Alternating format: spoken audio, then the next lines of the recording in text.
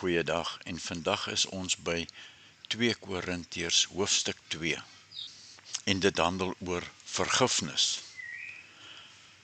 Onse Vader, maak ons harte sag en help ons om te vergewe soos U ons vergewe, soos ons dit nou gaan lees. Amen. En net 'n kort leiding voordat Mercia Ross van George hoofstuk 2 vir ons gaan lees. Die hoofstuk wat ons gaan lees handel oor vergewe is sterker as straf. En Paulus sê, hy het nie die vorige brief met 'n harde hart geskrywe nie, maar met baie trane, omdat hy hulle liefhet. Hy wil nie hê dat iemand wat berou het, deur te veel hartseer opgevreet moet word nie. As ons nie vergewe nie, gee ons vir Satan 'n oop deur tot en om bitterheid te saai. En verder sê Paulus dat ons oral 'n reuk van Christus moet versprei. Ja, vir sommige is dit 'n reuk van die lewe en vir ander 'n reuk tot die dood.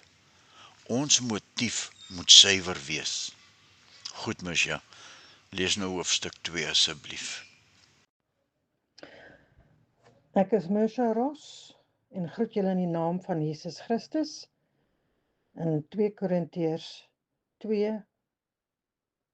Daarom het ek besluit, ek kom nie weer na julle toe as my besoek op droefheid uitgeloop het nie. Want as ek julle hartseer maak, wie bly dan oor om my op te beer, behalwe die wat ek hartseer gemaak het?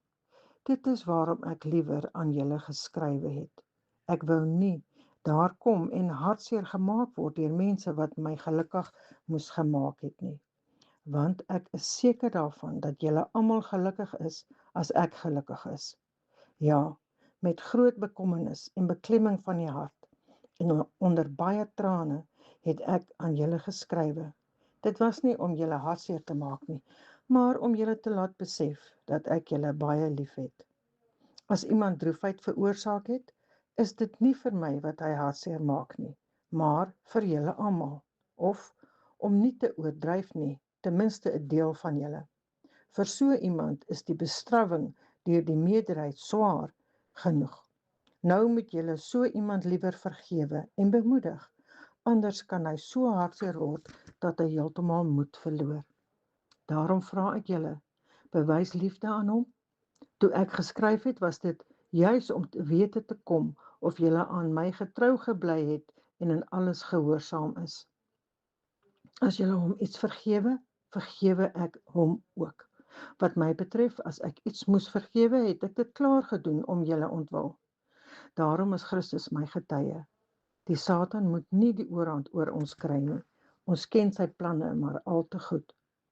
Toe ek in Toras gekom het om die evangelie van Christus daar te verkondig, het die Here die deure vir my wyd oopgemaak. Tog het ek nie gemoedsrus gehad nie, omdat ek my broer Titus nie daar gekry het nie. Daarom het ek van die mense daar afskeid geneem en Macedonië toe vertrek.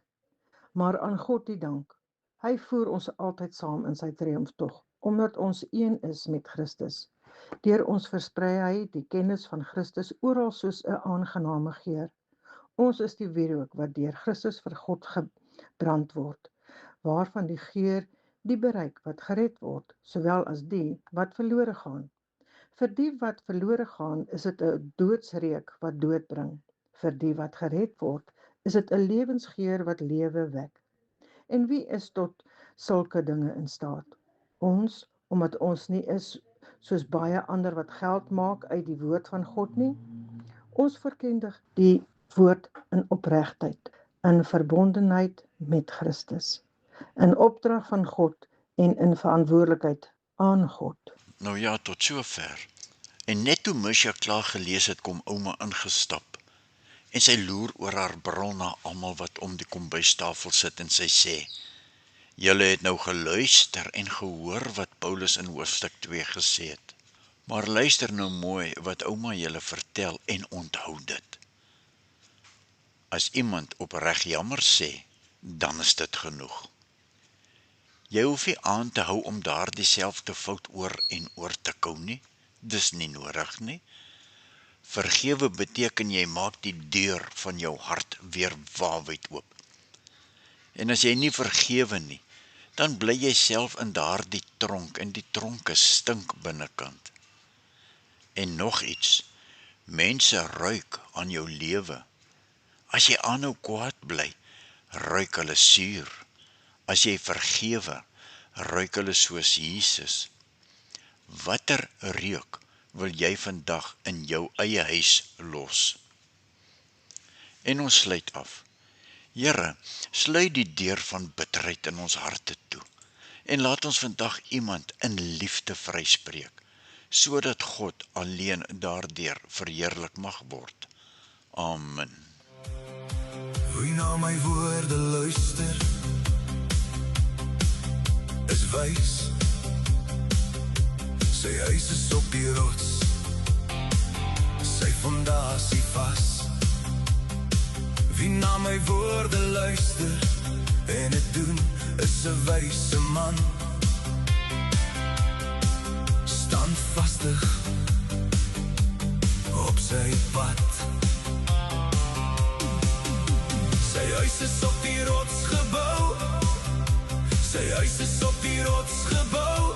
Reën het geval, water het gekom, wind het gewaai. Die huis het nie geval, die huis het nie geval. Al was die storm daar, water het gekom, wind het gewaai. Die huis het nie geval, sy fondasie is vas. Wie na my woorde luister en het doen, sy huis is op die rots gebou. Die huis het nie geval, die huis het nie geval, sy fondasie was vas. Die dwaas bou sy huis op die sand, ongehoorsaam aan die woord van God. Hy bou op die sand, die huis het geval.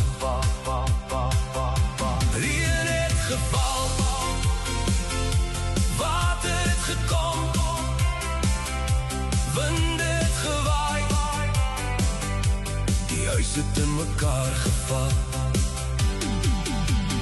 Wie na my woorde luister en het doen, sy huis is op die rots gebou.